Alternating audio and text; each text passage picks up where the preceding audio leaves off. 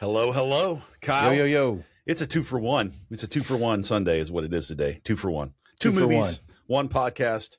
You and me, we're going to cover some things. It's going to be a lot of fun. Are you ready to go? Dude, I'm so ready. My old boss, Dave McNeil, a great mentor of mine, used to say this German phrase, and I can't remember it all. So I'd always just butcher it and be like, schlurgen de flurgen de schlacken de flacken, something like that. And it means two flies, one swat. Two flies, one swat. So that's what they're getting today. We're getting two flies with whoosh, one swat. Yes, they are. I love it. Yeah, man. Okay, well, just to go ahead and jump to it, we went and saw two movies in the last couple of weeks. It was a little bit of a birthday celebration of sorts for you. And we got to go play a little golf too. So it's been a big Watson&Wiltshire week. It has been. We went and saw The Breadwinner with Nate Bargatzi, and then we saw Masters of the Universe, the He-Man movie. Yes, we did. And, I don't believe He-Man was originally on our radar. We talked about it, hated the trailer, weren't excited about it, weren't planning to cover it. And then some of the early reviews came out and it was like, hey, this is probably better than you think it is. Yeah.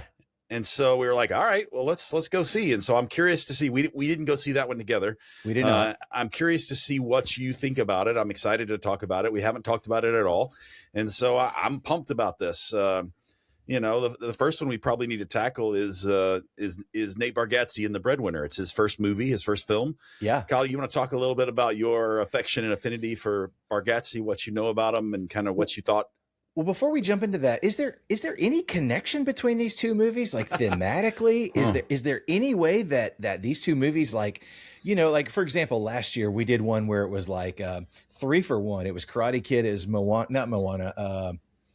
What was it? How to Train Your Dragon and Lilo and Stitch. And we were like, hey, it remakes, that was kind of the theme that surrounded that. So I was like, is there a simple connectivity, some type of connective tissue between The Breadwinner and Masters of the Universe? Do you have any thoughts on that? Yeah, I don't really know what I'm doing tomorrow, as far as like my calendar goes in general, but I do know that, and I don't know what we're shooting next or when, but I know we're doing more this summer quite a bit. Yeah. And so I don't know if there will be one out before next weekend or not, but we are coming up on Father's Day, and it's going to be happening in the next couple of weeks. And if I were to come up with a theme for these things that we've seen, it was very much about fathers. I mean, everything about both of these films was very, very much about dads. Ooh, look at you. Wow. Yeah, I know. Man. Not just a pretty face. Dude, that's good right there. What about you? Did you already have one preloaded? I as I was thinking about it, and I can't divulge too much because it's going to get into, my thoughts on both these movies. But both The Breadwinner and Masters of the Universe are about, maybe not about, but they are things that don't exist anymore. The Masters of the Universe and The Breadwinner are both things that don't exist anymore. And I will flesh that out a little bit more when we get to our point of talking about the films. Let's circle back at the end and ask that question about themes after we've kind of broken everything apart a little bit. Yeah. I think that would be a little bit of fun. Absolutely. So let's talk about The Breadwinner first. Yeah. Okay. Give me your what's your history with Bargatze? So in my previous job, I did a lot of traveling. I mean, a lot, and a lot of it started off in airplanes and then budget cuts, so I'm doing a lot of car traveling in like 2015, 2016 in that frame. And I would spend a lot of hours listening to like the comedy channels on Sirius XM. And he was just on constant rotation, and it didn't matter if it was the Jeff Foxworthy, redneck radio or whatever they call it, or the clean comedy. Yeah. Or even some of the others, like he was just in everything. And every now and then I'd hear him tell a joke about like growing up in Old Hickory or something like that. And I'm like, dang, cool. He's a Nashville guy, and then all of a sudden about, 5-6 years ago, it was just like he just exploded on the scene. And so, the first like big show he did in Nashville outside of like Zanies and maybe some other things like that, but he did one at the Grand Ole Opry House over in, by Opry Mills Mall. And I took my wife to go see it. And it was just like, it was amazing. It was so cool. And it was all his cast of characters, all Aaron Weber and Dusty Slay and all the guys that are like in his little, group. They were all made cameos in the movie. Yeah, we're having a good time. We're having Brian a good time. Bates, all those guys, Yeah. opened up for him. And so it was just sort of like the beginning of a relationship with him. And then like 2 years later, he did the like 2 or 3 nights in a row, broke the Bridgestone record here in Nashville, like shattered the attendance record. And he has this funny bit where he says he took a chair so that no one could ever break the record again because he took the last chair. So it was really funny. So then we saw him again, maybe I think it was December of this past year. He did like a 5 or 6 night or 5 or 6 show stand, and Bridgestone sold them all out. And it's just like, man, this guy has arrived, So yeah, it started about 10 years ago and it's just kind of, grown for me since then. What about you? I'm a comedy purveyor, a purveyor of comedy, if you will. I love a good stand-up comic. I go see them. It's been something that's last 20 years or so I've really been interested in. For someone to hold a room for an hour and a half while they tell stories and do nothing but them and their voice, I think that's an amazing gift, especially when, people pay to come see you and they want to hear what you have to say. And so I always wanted to learn from that, wanted to understand how they did what they did. And I had friends that were kind of similar way. And I ended up, I had a friend who was like, listen, I found this comedian. He is amazing. He's from Nashville. He grew up kind of close to where we grew up. We have to go listen to him. I didn't find him playing anywhere close by. He lives in New York, but his parents live here. And so I reached out to him and he's going to do a private show for us. And so I went to Belmont University on campus. There's a coffee place right next to it, Bongo Java, and upstairs in Bongo Java, they have a little performing room where a lot of the improv of Belmont University, they do performances up there, maybe seats like 50 people.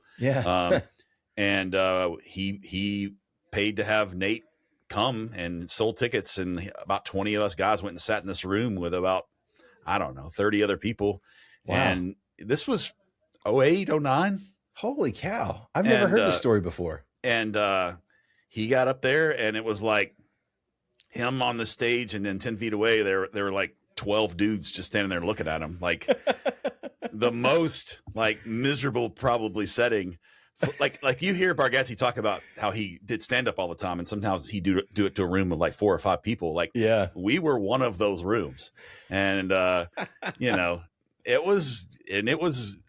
was very unpolished in the sense of not like he looks now, like his hair. If you go back and look at some of those early videos, like he looks like a dude that like woke up and went and did stand up. And that's what this was like. Right. He told the story about, I think a samurai sword. He has a samurai sword joke and he was doing that. He hadn't made it to the horse stuff yet, but he was great. And it was unlike anything I'd kind of seen because it was very matter of fact. Like the jokes kind of hit you. They sneak up on you because he's not trying. You don't feel like he's trying. And that's the real trick with Bargatzi, right? Like you don't feel like he's trying, but the material is typically gold. And when when he goes where he goes, you're like, oh, this was brilliant. It was perfect. I heard Conan O'Brien compare him to Bob Newhart recently. And I thought that was pretty spectacular because Bob Newhart was also this very unassuming person that you didn't expect much from. And then he just crushed. And so I think Nate has a tremendous respect for stand-up comedy. He treats it with reverence. He works very hard at it. He believes in it. He believes that, he's kind of like Seinfeld in the way he thinks about it. Sure. And so as a stand-up comedian, I have a lot of respect for him. I enjoy him. He's been prolific as of late and even managed to sneak into Saturday Night Live. And for some people, they would say that his Washington skit was the best skit of the last 10 or 15 years on SNL. So agree. It's kind of opened up some doors where he's done some award shows. He's done some other things. He had a game show and now this is his first full length feature film. Yeah. I mean, he's coming up roses everywhere. I did forget to mention the Netflix stuff, like once I started discovering he already had some stuff on Netflix and then it just seemed like every year he's putting out a new special. It was just kind of like, man, he was just showing up everywhere. So it was awesome. Yeah. He's got a bit where he talks about the Sixth Sense and like then he talks about, spoiling something that's 25 years old. And Right. that's been a fun joke for us to talk about, whenever we talk about spoilers and everything. So, right. but yeah, a lot of love for Nate. And so I think we were excited about seeing what he did. The first trailer I saw wasn't impressed by. Yeah. The second trailer has got a little closer. You started to hear a little bit more about it. It looked a little bit more interesting. Colin Jost and what's the other dude? Your boy from Will SNL. Forte. Will Forte. I was gonna say Will Arnett, but I knew that wasn't right. Will Forte. Once you saw Colin Jost and Will Forte, your heart was strangely warmed. It was like, okay, I'm looking around and I'm seeing this supporting cast, and I'm like, okay, it's at least going to be something. It's not going to it's not going to be an all shucks golly fest. It's going to be something. And so I was interested, and so we went into it, and we got to see it together. Yes, we did. But I got to be an honorary Wiltshire, and I got to go with your entire family. This was a film that you took all of your kids to, and we all sat together on one row, and I got to hear multiple generations of Wiltshires respond to this Breadwinner film. Yeah. Oh, my kids loved it. I went around and asked each of them after the movie, and they know our bit, and so they were all given their lightning bolt ratings. Yeah. And they were all like 4 to 4.5. They loved it. Yeah. They loved it. So it was money well spent. Yeah. Because they had such a good time at the film. And the other thing about, Nate is it's silly. It was the 5 of us. It was the 6 of us. But in my heart, I was like, I want to support him. Yeah. I know my little contribution to his, to his film is a drop in the bucket, but like, I want to support him. I want to be like, we're with you, brother. We're with you. Yeah. Yeah. I mean, like, it's cool to see him trying to do things that he thinks are important. And I love that. Yeah. And I did want to support him. So I was happy to spend my $12, my matinee pricing on, all day on this matinee. film. Yeah, all day matinee. Thank you, Nate. I thought that was pretty terrific as well. Yeah. Seems like, based on my movie-going experience with He-Man, that he also limited the amount of previews before the movie somehow. Yeah, there was I want to say like 10 minutes less of the standard. Usually it's half an hour. If the movie's supposed to start at 7:15, that movie's not starting until 7:45 if you're lucky. Yeah. And it felt like maybe it's 15 minutes of trailers and commercials, and boom, we were into the film. It's like, sweet. I love it. It was good. It was a pretty efficient use of everything. Well, if you don't mind, Kyle, we hadn't really talked about this, but here's what I'd like to do. If you'll give a synopsis of this film, then we'll go to 30-second reviews. I'll go first on my 30-second review. Okay. Then you can go second on this one. And then for He-Man, I'll give the synopsis. Okay. You can go first, and then I'll go last on 30-second reviews before we break them down. How's that sound? That sounds great, man. That sounds Hopefully great. we can keep that straight. Yeah, I hope so too. Okay. Give us a little bit of a synopsis on The Breadwinner. Yeah, so The Breadwinner's a 2026 film. I don't know who it's directed by. It's something we'll need to look up for before we get too much deeper into this pod. But it stars Nate Bargatzi. I've always called him Bargatzi, but he always says Bargatzi, so I'm going to try to respect the man and the way he wants his name said.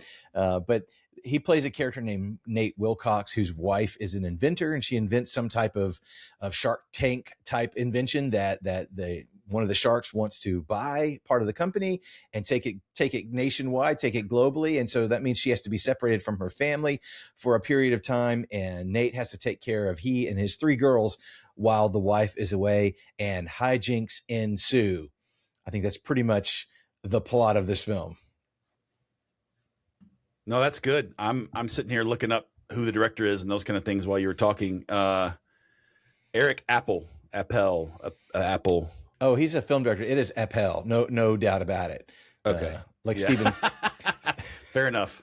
Like Stephen Colbert. Yeah. This is, I think, his second maybe feature film. Okay.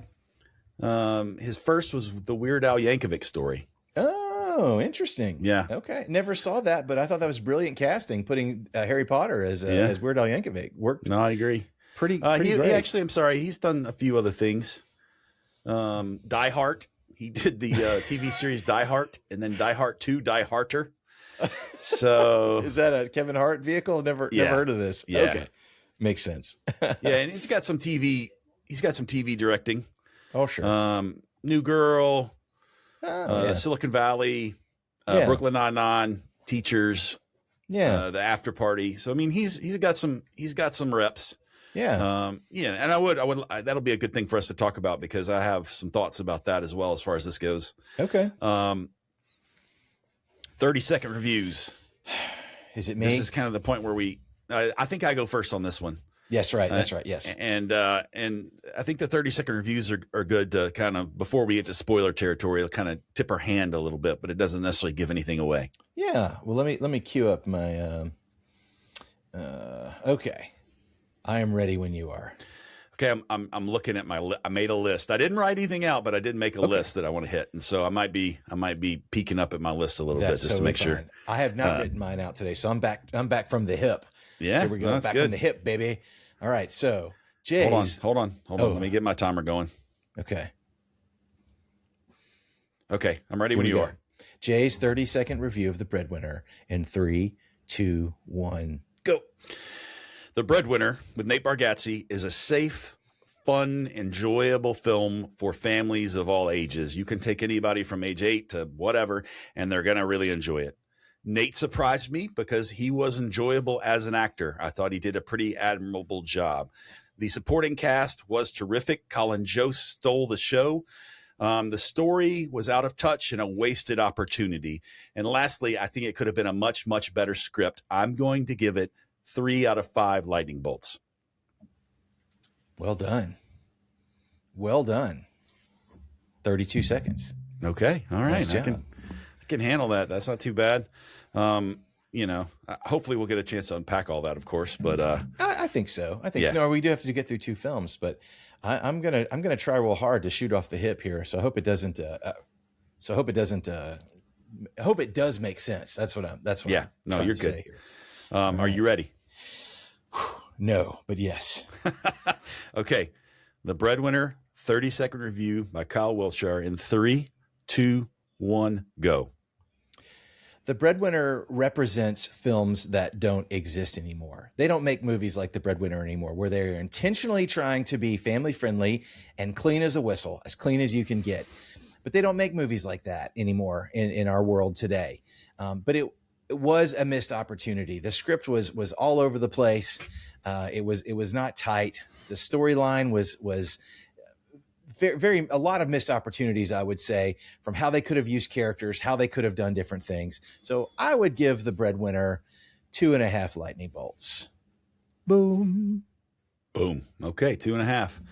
Yeah. And let's talk about that for a little bit. I bumped my rating up purely based on your family's viewing experience. If I had gone on my own, I don't know if I would have laughed out loud one time. I don't know if it would have been as fun for me. Yeah. I think I would have given it a much lower score. But listening to your children, the ages from what? Age 12 to 17. So preteen to almost adult, like they had a lot of fun with their parents. Like they all enjoyed it. They all had different parts that they liked. They have seen Bargatzi. Like, did they go to see? No, they've watched all the Netflix and Amazon specials, but they didn't go to Bridgestone or any of the shows with us. And so for them, I don't know the last movie that you went with your whole family. I don't know if those are few and far between or if you go do that a lot, but we typically hit a summer movie, one of the Disney remakes or something like that. But no, it's not real frequent that we go to something that we can all 5 kind of agree upon. Yeah, let's go to this together kind of thing. So I had the best time watching a family go to that film. And for that, I rate it higher because I think that should be spoken to over the fact of the importance of a family being together, doing something together, enjoying themselves together, and nothing being too, you're not having to explain anything after the movie's over with, not having to educate anybody. Yeah, no, totally. And, I guess my inner critic is just, I can't quiet it. But I agree. I completely agree. I wouldn't say that it was a 2 and I brought it up to 2.5. I kind of just kept it kind of where I thought it was, even though my kids loved it and they had a great time. They really enjoyed it. And it does go to show that the communal experience of going to a film together, especially a comedy, changes things. It changes everything. Yeah, you enjoy it so much more when the people around you are laughing and having a good time, enjoying the film. So yeah, absolutely agree with that. So before we get to tearing it apart a little bit and with the things we didn't enjoy, let's talk about the good. Like, what were some things that you really thought they hit the nail on the head with? I mean, number one for me, and I guess we're also kind of veering into spoiler town if you hadn't seen it, Yes, but here we go. Just to make sure this is clear. Spoiler warning. Warning. Spoiler. So for me, the best thing, I mean, it's just Nate, his humor, his comedy, his delivery, the way he says funny words, did, like, he doesn't say dad, D-A-D, he says did, D-E-D. It's kind of funny if you listen to the way he says it. Just everything about Nate always makes me laugh. And so, whereas I didn't think it was a great film, I laughed a lot just because I enjoy Nate so much. So Nate's a home run, like we both said, a lot of missed opportunities, but A+ for Nate, just in his humor and in his brand of comedy. I'm here for it. Yeah. Okay. I would say that I liked the general idea of the film. I liked the idea of one of the spouses having something on Shark Tank, and from there having their life kind of upended because of it. I thought that was an interesting idea and concept. Bless you. Thank you. Tried to mute it, so hopefully you didn't have to hear the coughing. No, I didn't hear a thing. You did great. All right. Well done. I thought that a family movie is a great thing. Something for everyone to go to. And honestly, a movie that was a straight up comedy is so rare these days that I wanted to go and support that as well. I just think it's important for there to be, comedies still in the world. Yeah, and I agree. They just don't make them much for the theater anymore. And so, I love that. I thought the supporting cast was very funny and very impressive. Even the throwaways, like his manager at the Toyota dealership is he's on the Adam Scott show on Apple TV. The Severance? Yeah, he's on Severance. Really? Yeah. Dang. Had no idea. Yeah, he's so like everybody was a hitter. Like there was no, Well, and I asked you the other day when we were playing golf, I was like, did Camille Nanjiani, is that how you say his name?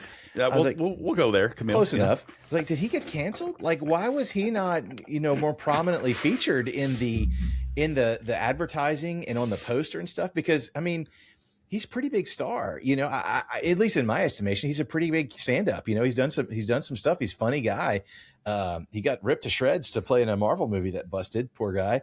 But I mean, he's got the abs now, so hey, good for him. Good for him.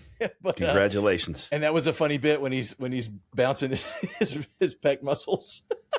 That was a really funny bit. But I was like, I didn't know he was in it. He was the third build on the, it was like Nate Bargatzi, Mandy Moore, Camille Nanjiani, and I was like, dang, I didn't know he was in this. So before we get to like the not so good of it, I have some theories on that. I think that it's possible that he's in there as a favor. Him and Nate are probably about the same age. They probably worked together in New York. I don't know. I'm speculating, but stand-up comedy people that probably knew each other, and he probably asked him to be in it.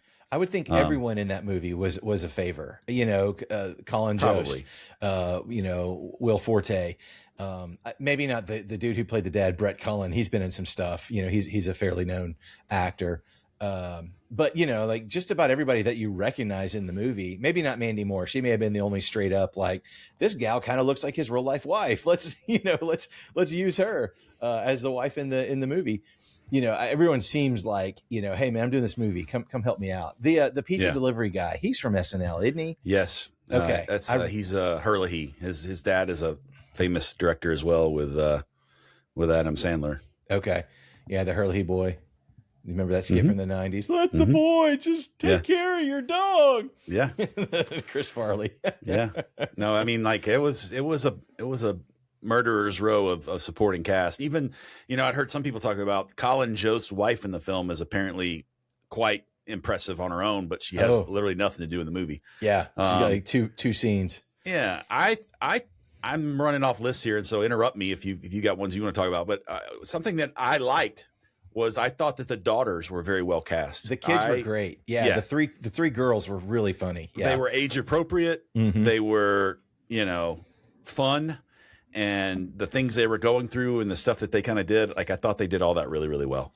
When he's in the car, hooting and hollering at the boyfriend or the girl, the boy that liked the girl, the oldest daughter. He's like, "Hey, Brian!" Like, it was just owning me. It was really funny. Yeah, there were several. They did having a teenage daughter really well. The leaving the house in the sweatshirt and then finding her in the tank top and things like that. That's a real thing, man. The sleepover, the 8 towels, 8 towels, amazing. The sleepover where somebody's going to have a breakdown. Yes, fantastic. Like, and Will Forte being like, "You got to get up there. You got to come up with some group games, some group activities." It's so good. Yeah. Those were kind of anything that I hit or didn't hit that you liked that you kind of thought about. I mean, again, this is just sentimental, but I mean, it was sweet to see Nashville featured in a film, and it wasn't about pedal taverns and drunk girls in cowboy hats on Broadway. It was like, hey, this is a nice place to live, and it's more than just this, pink cowboy hat nightmare, downtown. Yeah.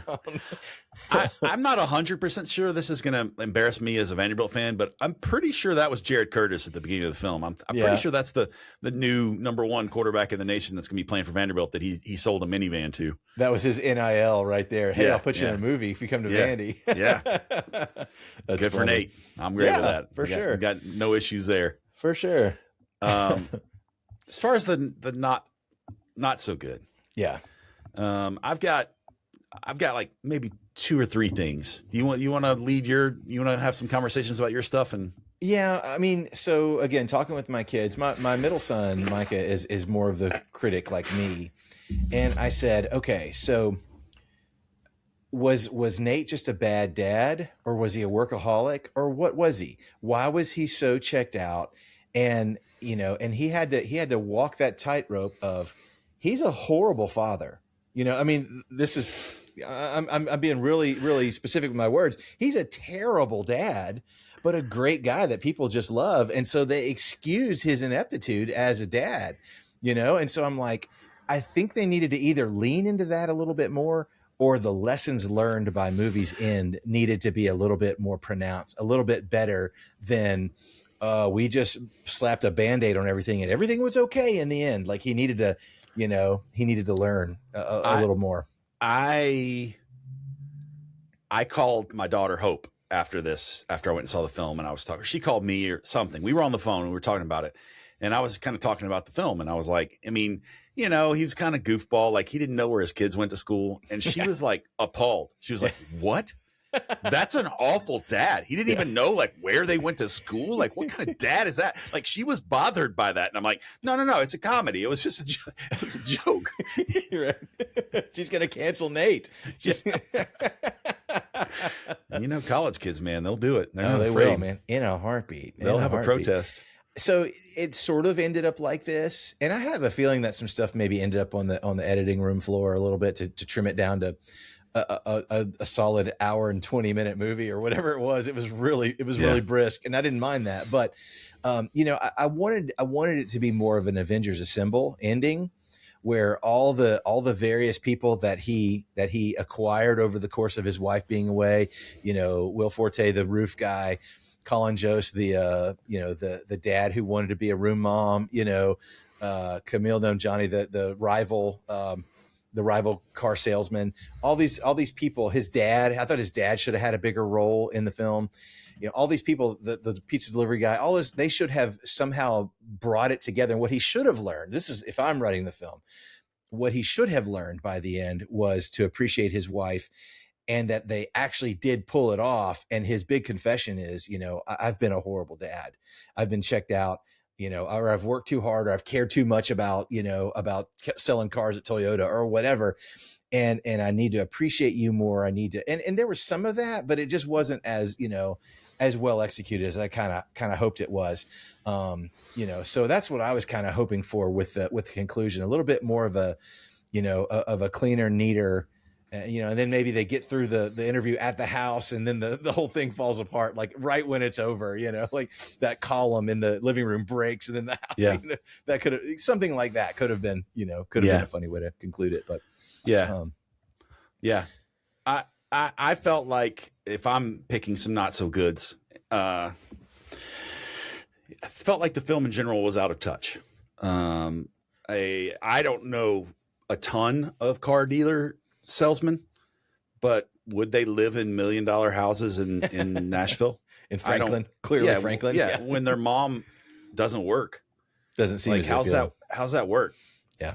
And like some of the answers that he had was, let's go buy a bunch of stuff. Right. Yeah. And I just felt like that was very out of touch with reality when it comes to what real life is kind of like. And I understand it's a comedy and supposed to be a little bit farcical or whatever, but like, I mean, how much can you make as a car salesman for even if you're making six figures, which is awesome. Great life. Congratulations. You're not affording $1 million house in Franklin on one salary. You're just not. Unless you inherited it. Yeah. I thought that it was a really poor usage of Mandy Moore when it came to the potential for the money to be a life-changing thing for their family. Like I felt like the story was real choppy. I felt like they had a really good idea and they didn't execute. And I don't know if there were so many good ideas and there was improv and there's another whole movie of on the ground. Yeah. That didn't make it, that it probably would have put together some of those pieces and maybe a little bit better editing. The worst piece for this for me was the directing. I despised the way the director set up some of the shots. Like they just didn't track like the big, like it almost felt like I was watching like an experimental, felt like I was watching an experimental TV show on like Netflix or something where they're trying to figure out how to do some camera blocking and how to do some shooting. Like there were these widescreen images where the whole family was kind of in there and like Mandy Moore's talking and it doesn't come from Mandy Moore's face. It's like she's talking and it's coming over her shoulder, almost like a TV interview or something. And not like, it wasn't set up like a comedy, like where you're in the person's face, you're seeing their reaction, you're seeing all the things that are going on with dialogue. Particularly, it bothered me the way they shot it. Like I felt very detached and removed from a lot of the scenes because of the incongruity when it came to how they shot the film. Interesting. I didn't notice anything from the direction that made me go, but just the logistics of, she's gone for the initial 2 weeks and she comes back for like 2 hours and then she's got to immediately leave again because some ambiguous, like, oh, this is really big, the fact that she went to Korea the first time was not very clear until she calls and it's like, it's 9 in the morning, it's 9 at night here and it's 9 in the morning there or something, little things like that. Just little story beats that were lost in the shuffle to me. There was just several little things that I feel like they could have cleaned it up quite a bit. They tried to answer how she created her little gadget by showing you on the walls all her crafting items. Like she had this wall of crafting stuff.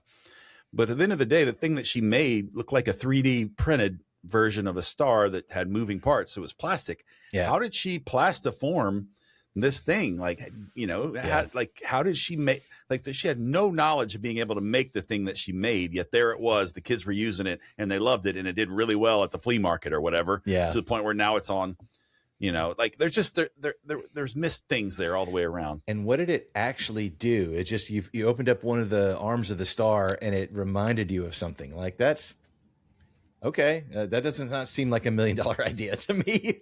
If I'm being honest. Yeah. I took it as it's like a tchotchke that hangs on a backpack or whatever for kids and they can open it up and they would be reminded of things they need to do. So I don't know what I'm supposed to do. Let me look at my star, which is fine. Like it's not even that important to the story, but at least make something where you could have like some plausibility of how she created it or how it came to be, other than just here's this fully finished product that's amazing that she made on her own because she loves to keep a good calendar, Well, and the roof repair and the horse and all that stuff was just a little bit like, Okay, just gonna have to suspend some disbelief here, and Yeah. why the guy would never just clean up the dry spaghetti noodles. Like, just pick them up. Are you too dumb to like pick them up? Why do you just shove them back in? I mean, I get it that it's a comedy, but like, come on, man. Like, do you have some type of mental deficiency? It's like, when the guy called him those big dumb eyes, on the Shark Tank episode, like that was, of course, that's the name of his book. So it's really funny.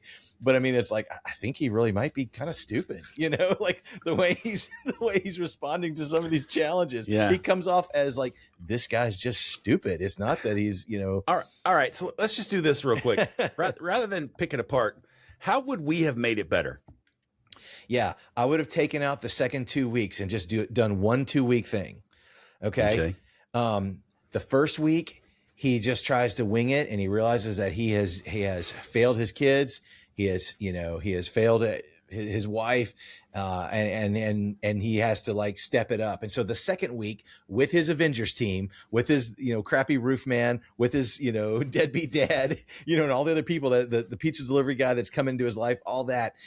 They figure it out. They figure out how to run the household, and they don't just look at the calendar and go, I don't know how to use this. Like they actually figure it out, and they create this like well-oiled machine. And his revelation is that, honey, you are the greatest mom. I'm so grateful for you. I love you. Thank you for everything that you do. I see now how hard your job is and how hard your life is. And I appreciate you all the more. Like, that's the home run ending for me versus like, we screw it up so badly that we've got to use someone else's house, and then there's no resolution apart from like, oh, well, her thing did great. She got to go to the Titans game instead of him, like at the end. So that's what I've been thinking about, how I would do it differently. What about you? So you brought up earlier kind of a question, like why was he so liked? Like in the film, like he was liked. Like, why did Colin Jost actually want to be his friend? They never explained that. Yeah. Like, yeah, they didn't. They never explained why. Like, Colin Jost was clearly fawning over him at the beginning. We don't really understand why. Right. If it were me, I think I would probably make it. This is like an 80s film, right? This was kind of an 80s, like something that doesn't exist anymore, an 80s family comedy. I would have gone the overboard approach, and I would have made the family poor. And I would have made them struggling, and I would have made the dad a hustler, like where he's hustling and he's working all the time. And the reason why he's working all the time is why he's missing his kids. And then I would have taken the creation of the thing as an opportunity for their lives to be changed because of money. And the money would have been this reason why he quit doing what he was doing, and now he's thrust into this role where he doesn't know his kids. And so the idea of fatherhood, the idea of being a man, was answered initially by, I'm going to be the breadwinner. I'm going to provide money. And I'm not even doing a great job at that. But because I'm the breadwinner, I don't know much about my family. I don't know much about my daughters. Like, my role is I'm providing money for my family. Yeah. Which is, I think, the way a lot of men think when it comes to their family. Flipping it, having Mandy Moore have something successful, going on Shark Tank, this being something that could change their lives forever. That's the reason why he's willing to put a pause on his career. That's the reason why he's doing that.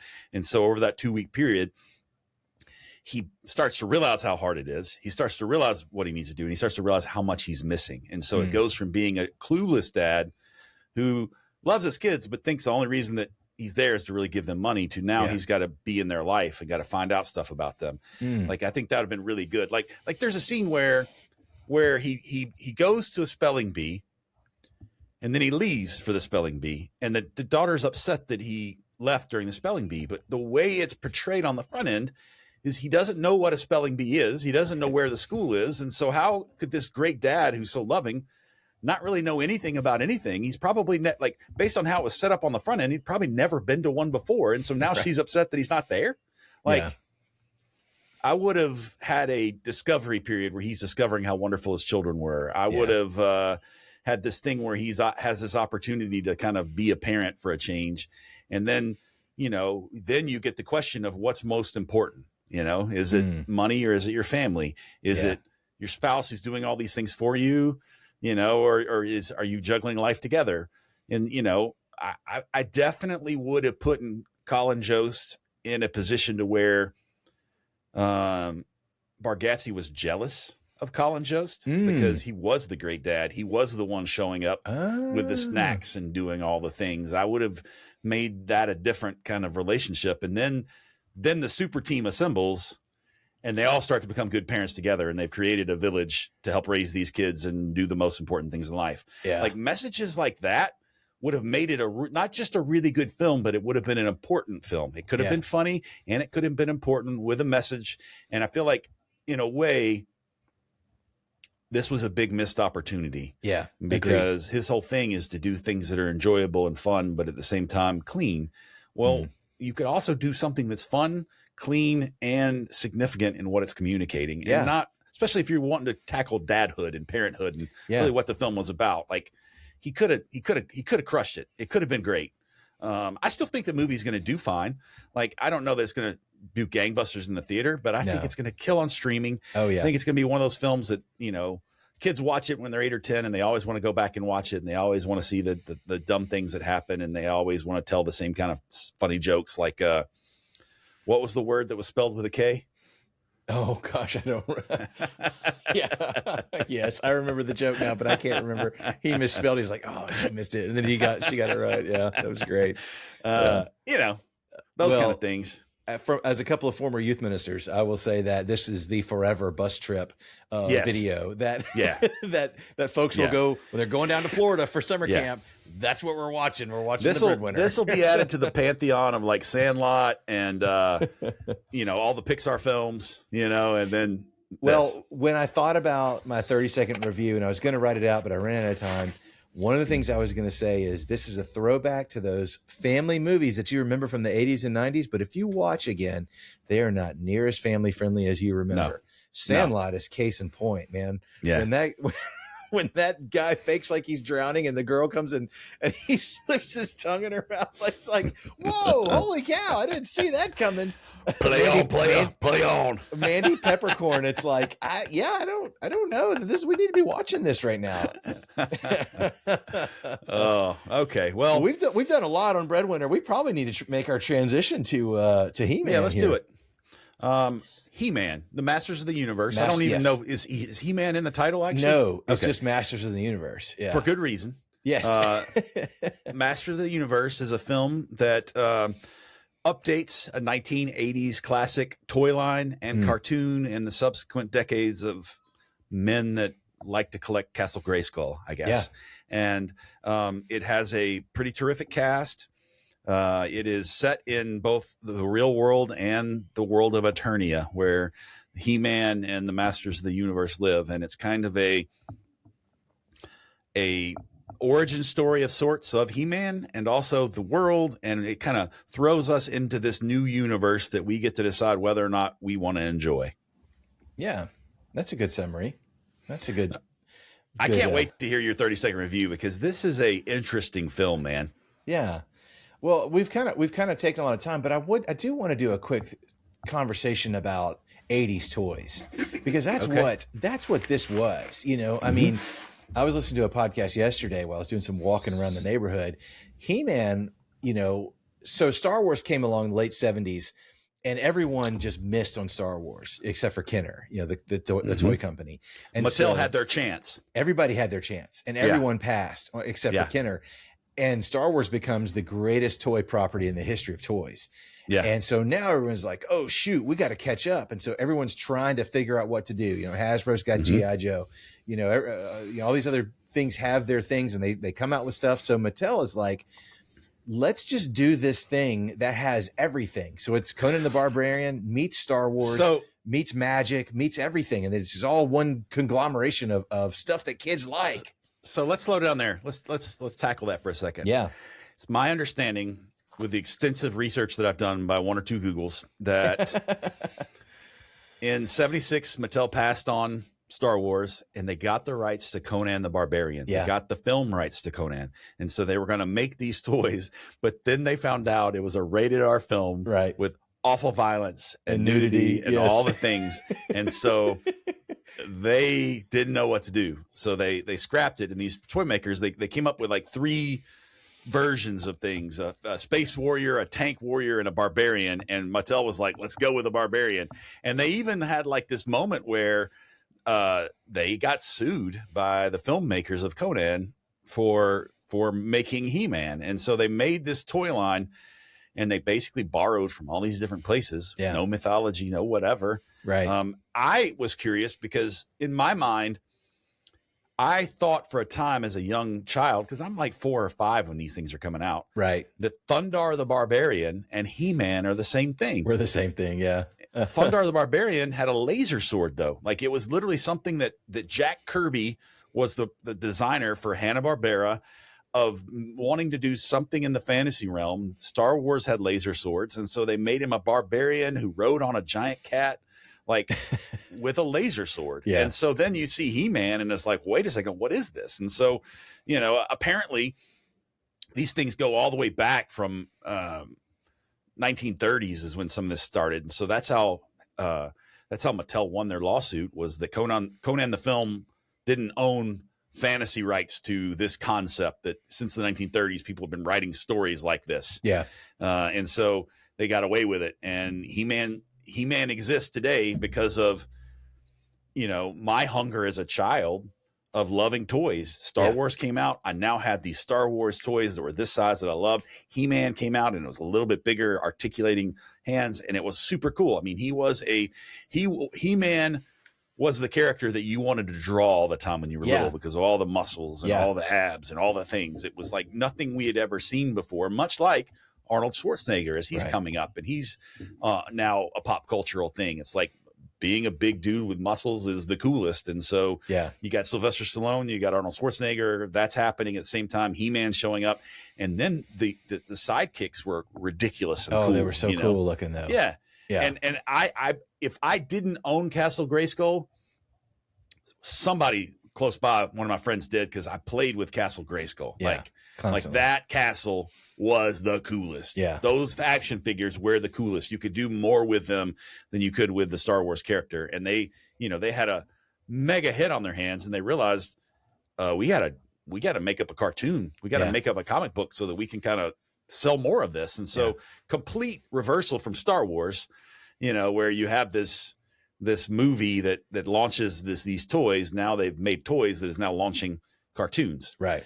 And so, like, I think it's important to, like, before we get into the movie itself, like the idea of He-Man, the universe of He-Man, the source material of He-Man is really, really stupid. It's a mess. Yeah. It's an absolute mess. I wanted to say really quickly, though, one of the few, like, crystal clear memories I have from childhood is, it was probably Christmas 82 or 83.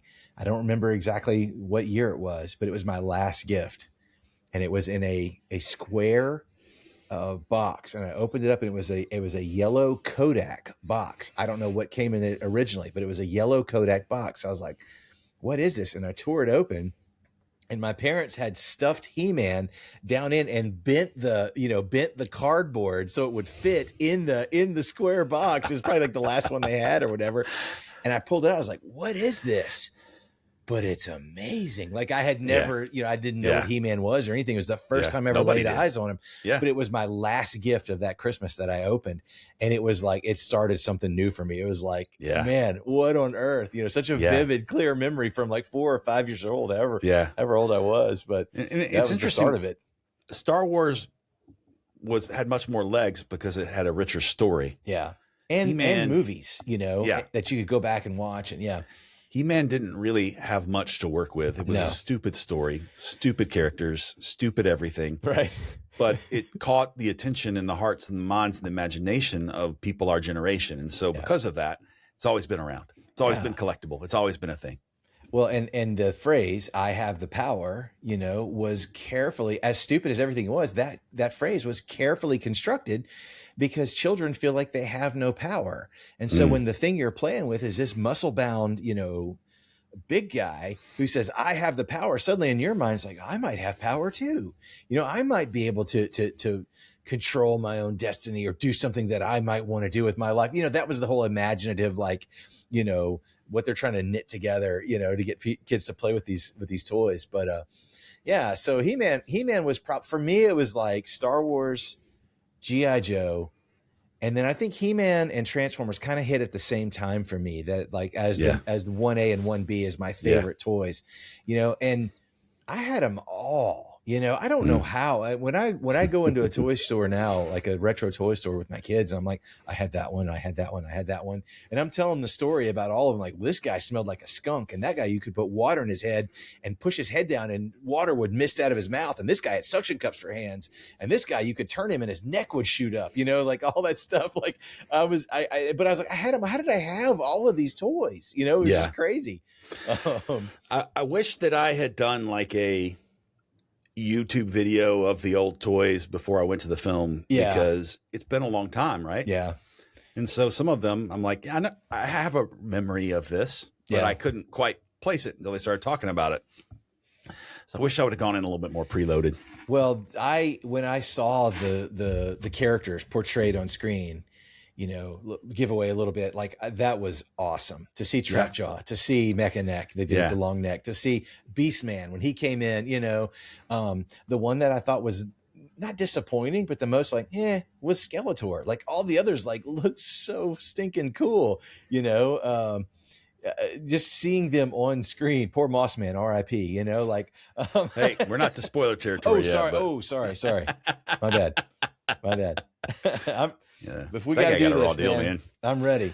All right. Well, I think you're up for the 30-second review. Let's dig into the 30-second review, and we'll go through things we liked and didn't like and all those good things. Okay. Well, I'll do my best. I have no idea what I'm going to say. This is going to be awesome. Get ready. You tell me when. All right.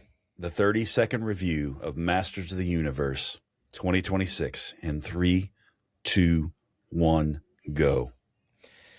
Well, if you like imitation versions of Thor Ragnarok, you might like Masters of the Universe, because it is tonally, musically, and in some ways acted exactly the same as Thor Ragnarok. It takes you into this magical, distant world of magic and space and weapons and lasers and all these things.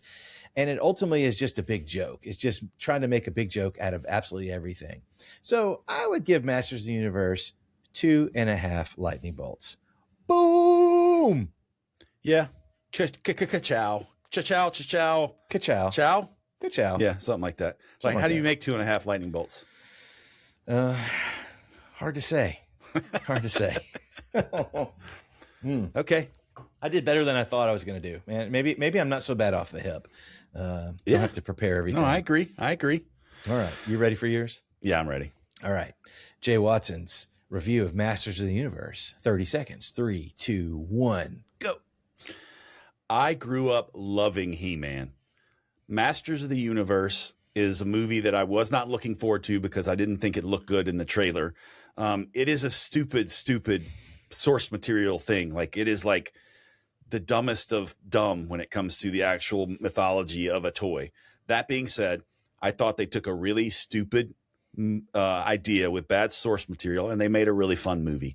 The movie was enjoyable. It was fun. I laughed. I appreciated the nostalgia, and I had a pretty good time in this movie theater. I'd give it 2.75 lightning bolts out of 5. That's right, 2.75. Ooh, I don't know if we've ever had 2 3/4. Yeah. I'm sticking to it. 45 seconds by the end. Yeah. I felt like I needed to talk a little bit more about everything. Trim it up a little bit. Let's talk about the good. Yeah. Spoiler town. Here we go. Yep. Spoiler. Warning. Here we go. Mossman gets turned into a pile of goo. That's just, spoiler. R.I.P. Mossman. Seriously, it reminded me so much of the tone of Thor Ragnarok, just not as good. And I'm not a Thor Ragnarok fan. Yeah. Like, it is not one of my favorite Marvel movies. I feel like it's, it turns, it pivots from, oh, this is supposed to be serious, you're supposed to care, to like, this is the stupidest thing ever and you can make a joke out of everything. It pivots way too easily. And this did that to the same degree of ridiculous pivoting from, is this really important? Is this really meaningful? Or are they trying to say anything here? I don't know. It just seems silly. But that said, I didn't have a bad time and I was glad to see it. And a lot of it was the nostalgia, like you said in your review. Like, I was like, oh, it's fun to be back in this universe. It's fun to be back in this world. I completely forgot. So I had to be totally re-educated on He-Man. I didn't do any homework on that apart from just remembering what the toys look like. I did not remember at all that he had the Prince Adam, like bumbling idiot kind of alter ego. And then he turned into He-Man, kind of like Shazam, where he's like, boom, you know, mighty powerful dude. Yeah. You know, and so this sort of was like the origin story of before he ever became He-Man. You know, he was always just this bumbling idiot. Yeah, I don't think that in the comics or anything like that, he actually went to the real world. There wasn't any of that beginning. He was just Prince Adam, and nobody knew that he was the champion. Yeah. He turned into it and nobody knew it. And so his secret identity was safe for some reason, even though they both literally looked the same. Exactly the same. Yeah. Yeah. So I would disagree with you just a little bit. Okay. I think that this movie had more things to say than the Breadwinner did in the way that they did it and how they kind of lined it up. Like there was more depth in the themes around this film than there was in the Breadwinner, for sure. Yeah. Fatherhood, what it meant to be a man. You know, did you win your battles with fighting, or did you, you know, whatever those kind of things, like human resources. There was some clever propositioning to, you know, the motivations of everything. Where they landed, though, was there's not really you know, Skeletor's bad because he's bad. Like, they didn't explain it. They didn't give him a motivation. Like, it was the exact opposite of a Marvel. Well, it reminded me, in a similar vein, it reminded me of Stranger Things in that regard, where, you know, spoilers alert to the last season of Stranger Things. If you've never seen this, you know, mute for 10 seconds. You know, there was a moment when I thought Vecna was going to pivot when they find his origin story, and that he was just a little scared boy who got kind of thrust into something upon him, that this evil came upon him, you know, and you can choose. He's like, no, I choose to be bad. The same thing. It was the exact same thing with Skeletor. Like he chose just, you know, I'm choosing violence here. I'm choosing to fight and not to care and not to think or listen or whatever. So if I'm picking some things that are good. Yeah. I would say the tongue was firmly in the cheek. Absolutely. The entire film. It did know that. It did know what it was trying to be in terms of, like, where I don't know that Ragnarok ever got that right to me. That the tongue was always in the cheek, but there was points when they wanted to take it out, and you need to get serious in this moment. Yeah. You know, this was always tongue planted firmly in cheek. Yes. Yeah. And it was, you know, the cast was surprisingly good. I thought that Allison Brie was wasted, but she was funny. She was funny. She was good with what she had. She nailed the voice. I thought that Jared Leto was more inspired. His more inspired than Joker in what he did in this film. Like he's like despised. Like, nobody likes Jared Leto. But then when he shows up and you can't see that it's Jared Leto, everybody's like, oh, that guy's amazing. You know? Yeah. Well, I mean, he falls into that, is he a vampire? Like, in real life kind of thing. The man's like close to 50 and he looks like he's 20, and like, you're too pretty. The thing that was the most surprising to me walking in, the biggest question that I had, why Idris Elba? Did you do this to yourself? That was the question that I had walking into this film. Yeah. He had already done it once in the Thor series. You mentioned that. He was the Watcher, not the Watcher. I don't really even know what was it? Heimdall. Yeah, he was Heimdall. Yeah. And like, he really didn't do anything but stand in a room and watch. And like, he showed up in other parts, but like, it was a nothing part in Marvel. And I don't know why he agreed to do it other than a paycheck. Yeah. Man-at-Arms is an important part in the He-Man world. He's got a role and stuff, but like, I just didn't understand why he would want to do this. And after watching the film, I thought that he got to do something fun. He got to do action scenes. He got to be a part of the overall story, more important than a good bit of it. Like the whole, again, being a good dad, you know, what does a dad do? What does it mean to be a man? He got to answer a lot of those things. He got to kind of have the arc of being impressive, failing, and then putting his life back together. There was the biggest arc of a character in this film was Idris Elba. Right. And like, he looked rough at certain spots. Yeah. Like, for Idris Elba to look rough is impressive on its own. For him to look like an alcoholic, I mean, that dude is like, he's freaking awesome. He's a handsome all man. The time and everything. He's a handsome man. He's a handsome fella. Yeah. He wins awards for it. Right. But yeah, he looked rough in this film, and I love that. I thought that he was really, really good. Yeah, I thought the last thing I'll say about the good that I really enjoyed, and I don't know if this will be the last thing, but one of the other things I'll point out, the understanding the source material and then making fun of it was really enjoyable. You know who the director of this movie was, don't you? I don't think so. I don't know his first name, but it is Phil Knight's son. Phil Knight of Nike. It is his son. And he's like runs an animation studio. I was looking at his IMDb, but it's like, it's, you know, you can see a lot of his, you know, maybe the imprint of who he is in real life coming through in this, you know, in the story of this film. Maybe Derek Knight, possibly. I'm not sure. But anyway, and he did Bumblebee as well, the other 80s, you know, based on Transformers in 2018. Which is one of the most beloved Transformers movies, believe it or not. I've never seen it all the way through. I wanted to see it. As far like if you go look on Rotten Tomatoes, you go look at people, they'll say it's the best one. Yeah. Yeah. So I thought that was interesting. You know, I did appreciate the direction. My criticisms with this film, as just about every film that we review that I don't care for, is just all story related. And for me, like the good stuff is the nostalgia. It's the being in Eternia again. It's seeing, you know, like live action versions of all these characters that I used to play with in my, you know, in my bedroom as a kid. Like that was pretty much the long and the short of it. I didn't care for, you know, like some of the, I hate the word. Innuendo? No, the wokeness. I hate using that word. It's so worn out, but I mean, like but to some degree, He-Man was sort of always like that, you know, where every episode ended with a moral, you know, or some type of like story to say, you know, hey kids, tell the truth. Hey kids, you know, do the right thing. Whatever, that sort of thing. So, I mean, I get it. I get that it is tonally similar to what the story was from the 80s, but you know, like the whole human resources part was just like, oh my gosh, you know, it's just so stupid. You know, the boss, you know, just couldn't handle any conflict. So she was like, I'm just going to say, you need to get your act in gear, you know, or whatever. It just, all that stuff was just, it just kind of drove me bananas. But anyway, I did have a good time. I did laugh, but it was mainly the nostalgia of it. I didn't care. The story did not resonate with me very much. I almost fell asleep in the first half of the movie. Like I was really, really worried that I was going to fall asleep and have nothing to say because I'd like fell asleep in the film. But like the second half, the middle act and the last act, I woke back up. I was engaged. I really, really enjoyed it.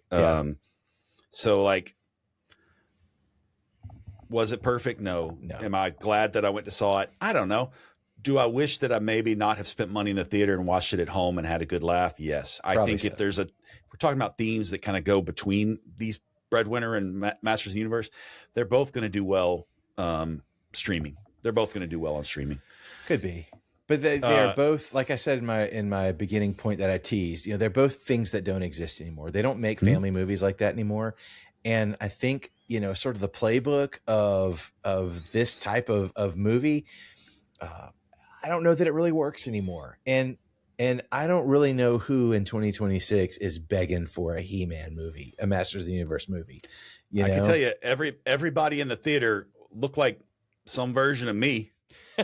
Yeah, I did see a couple of guys that were wearing, you know, Masters of the Universe shirts. So I mean, okay, there's a very small fan base that is excited about this. Yeah, it's Sunday afternoon. I will see. I bet the box office is out. I saw it made like $10 million the first day. So let's see. So before we get into any kind of that, because I mean, is there any, like anything that you just hated or didn't like?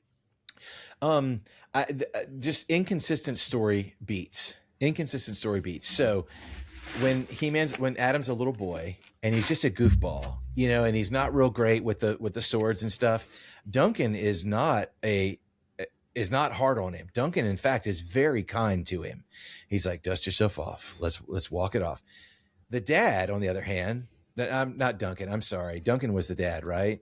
Or was Duncan man at arms? I think Duncan is Man-at-Arms. Okay, so Man-at-Arms was very kind to him, was very helpful, was very encouraging. He was a better father figure than his dad was. A much better father figure. Yeah. And then his dad comes in and is like, a complete jerk, and because he's not very good at fighting. So, spoiler alert, when the dad dies, he's like, oh, I didn't ever want you to be me. It was just this sappy, stupid death scene. Yeah. I'm like, no, that is exactly the opposite of everything that you set up in this story. And then Duncan later on, Man-at-Arms, is like, I was hard on you, boy. It's like, no, you were actually a very good, father figure, and try to encourage him to, so, I mean, it was just, they screwed that up royally with that part. This film and the last film, Breadwinner, they could have easily fixed some of the motivations of all these things. Just if they just give it just a little bit more thought, a little bit more, and a little bit more connective tissue. Now, one or two more drafts, one or two more rewrites. Come on, we can do it. He-Man was a better story than the Breadwinner was, as far as like there were less. Why is this happening? More, these things are great opportunities to showcase these action figures, these characters that people loved. Yeah. There was a lot of innuendo. There was a lot of like double entendre. But like, as far as like a grown man in the theater laughing at things like, certain characters name certain things, like it is ridiculous. It is absurd. And so I did like that was not their names. That was the name that young Prince Adam came up for them. It's like, well, you're Ram Man because you ram into things, Yes. And the definitive reason why the film wasn't called He-Man. Right. Yes. Isn't it redundant? Like, I did laugh really hard. Yeah. He's like, I call myself He-Man. Like, I think Man-at-Arms was like, isn't that redundant? Now, so that was pretty good. I am pretty sure that the Little Rascals were one of the first places where you heard that phrase, a He-Man Woman Hater. He-Man Woman Haters Club. Yeah, that's right. And so, like, I don't know that it's so crazy out of left field, but, as far as like culture and history and things like that. But yeah, no, it's ridiculous. And I enjoyed the pronouns of Adam, whatever his name was, he, him. Yeah. I got a kick out of that. I thought that was pretty terrific. Well, I do. It did frustrate me that they just glossed over, like, how did he live when he came to Earth? Like, did someone adopt him? Did someone how did he even get a job in human resources at this random company? Which was, the dude that was like, I found your sword. Who was that? And like all that stuff that was just, it was just very sloppy. It was also 2 hours and 20 minutes. It was way too long. So they probably did have all that and they cut it, The fix to me was the sorceress. So the sorceress comes in as this maternal figure. Marina Baccarin? Yes. Yeah. She raises him. She comes in, she manifests herself as a person. She raises him, she instills all these values into him. And then his roommate, is the dude that finds the sword instead of some rando that you've never seen before, Anyway. Yeah. Easy fixes. We can figure that out. Here, like if I had one thing that I hated, one thing that I felt like was very off-putting to me, and I feel like they squandered an opportunity, and not only that, like I cannot believe it made it into 2026, was the physical abuse of Evil Lynn by Skeletor. Yeah, I was surprised by that too. I didn't like it. It wasn't. It's possible that if we go back and watch the 80s cartoons, it's there. Yeah, and that's why they did it. Well, but the first time he grabbed her and was like burning her arm, like she kind of smiled like she liked it. I think they had to do something. But then the last one, he's grabbing her by the throat. Yes, you could tell that's when she turned on him. And yes, did you stay to the end? Did you stay to the very end? I didn't stay to the very, very last one. Did that pay off at the end? That pays off. Okay. She comes back into the throne room or whatever, and his little skeleton head sitting there, and she picks it up and she's like, well, you've looked better. And so it's almost like if they do a sequel, if they make enough money, which I don't think they will, they set up the She-Ra, but then they also set up I left after She-Ra because I was like, okay, I got what I need. Maybe she's the boss in the next one. Like she kind of pushes him around in the next one. I loved the laughing at the end. Yeah. I don't know if you remember that from the. Oh yeah. That's how they all stood around every time laughing like that. That was fantastic. Yeah. And I loved the wizard hat showing up at the end and giving the moral of the story. Orca. Yes. I thought all that was great. I was glad they didn't handle She-Ra, but I'm glad that they kind of mentioned it, and it looks like she's in a whole other world somewhere, and so that's interesting. Yeah. And so mythologically, she's in another world. Yeah. And so that'll be. I don't know. I mean, I don't know if I'll go see it, but like, it's not going to happen. It was better than I expected to be. Let's hit what look up the box office real quick. It's 30. It made 30 million. It was number 3 this weekend behind Scary Movie, and Obsession continues to be a comet. Yeah. Shooting through the night, making millions of dollars more each week, which this hasn't happened in ages. And it was number 3. So 30 million. How much did Mando make in weekend? This weekend? Is this the second week? No, first weekend. Mando made like 80 million the first weekend. But then you total up over the holiday weekend, it was like 100 million. So 30 million opening weekend for Masters of the Universe. They probably didn't spend a ton on. Not bad. Yeah, I bet they spent a lot more. I also say Mattel has a pretty good track record right now of making at least their IP interesting. Yeah. I'm not saying that it's everybody's cup of tea, but they took bad source material and they made an interesting film. They probably couldn't have done this, but there really was a roadmap to do a Barbie version of He-Man from the masculine perspective of this guy trying to figure out, who he is. And how to be a man in the world in 2026, you know, just like the themes for the Barbie, but in this real tongue-in-cheek, funny kind of humorous way, built in this world of plastic, there was probably a roadmap for that, but I think they were like, they'll just think we're recreating Barbie, so we got to do this a different way. So we make Thor Ragnarok, with He-Man figures instead. That's my take.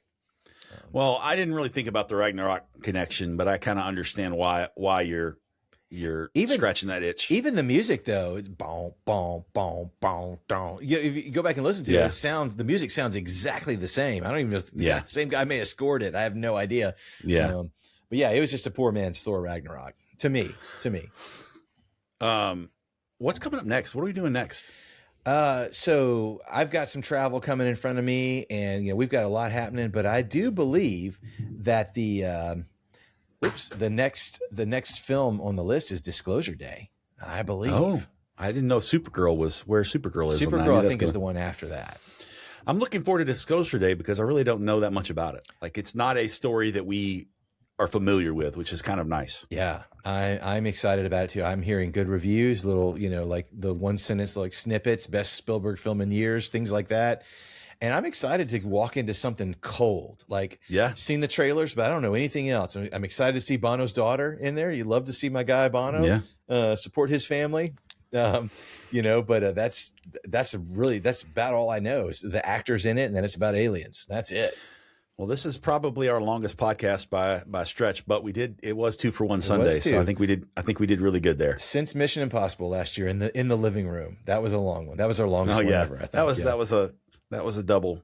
That was both of us same place kind of deal. Yeah. It was fun though. This has been great, man. I love, more so than anything, I feel like when we get together, we start doing some type of nostalgia conversation, whether it's Michael Jackson or, 80s toys or whatever. I love thinking about that and going down memory lane. So I don't regret seeing He-Man, but it wasn't awesome. I guess that's my final. Yeah. I thought they took that they took a turd and they polished it as like the most amazing they could do. They made it a shiny, shiny, shiny turd is what they did. I think that's a strong way to end this episode. All right, buddy. And with that, we're out of here. We are out of here. Peace. By the power of Grayskull, I have the power. Go Spurs. Down 0-2. We got to come back.